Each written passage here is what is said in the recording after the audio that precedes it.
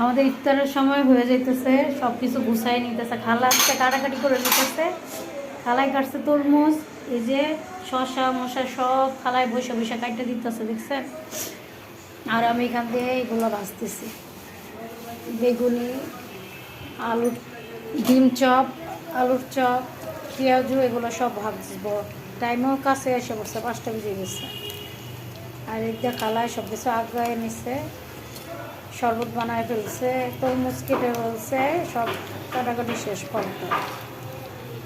আর আমি যেগুলো ভাজা শেষ হলে তারপর গোছানোর সময় হয়ে যাবে না। খালা টাইম দেখছেন, টাইম বসে থাকে না, আমরা এই টাইমের জন্য বসে থাকি।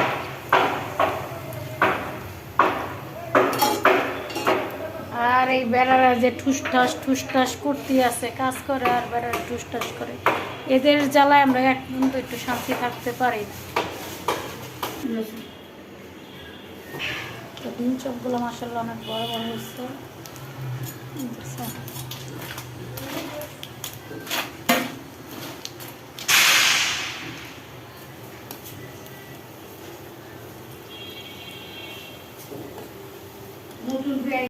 ওরা আলু ভাজিতে রুটি খায় না। এখন এই যে বেগুনটা এভাবে চুবাবো, তারপরে এই যে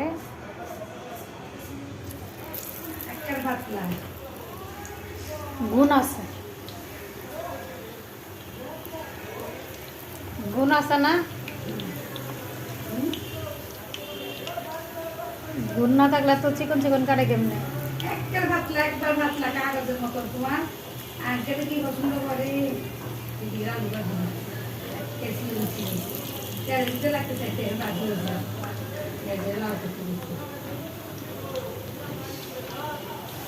আপনারা পেঁয়াজ লাল করে ভাজি করে আগে একটা ওটা ভাজি লাল না ওটা ভাজি তো করে। আমি তো আলু ভাজি করি, এটা খারাপ না? এটা মোটানো একটা ভাতলা না ভাজিটা, আমি তো পেঁয়াজ টেস্ট লাল করি না। হালকা ভাজি কাঁচা মরিচের পেঁয়াজের গরম সারাই কাজু দিয়ে তারপরে হালকা একটু কি দিয়ে কি ওই ইয়াদি এই জিরা গুঁড়ি ডাস্টে দিয়ে ওই গুঁড়ি ধরে রাখে দিয়ে দেন।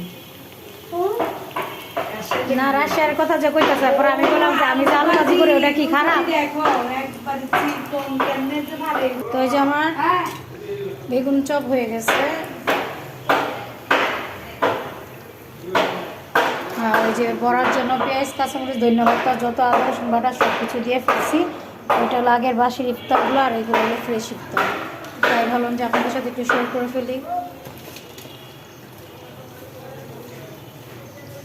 আর হুট করে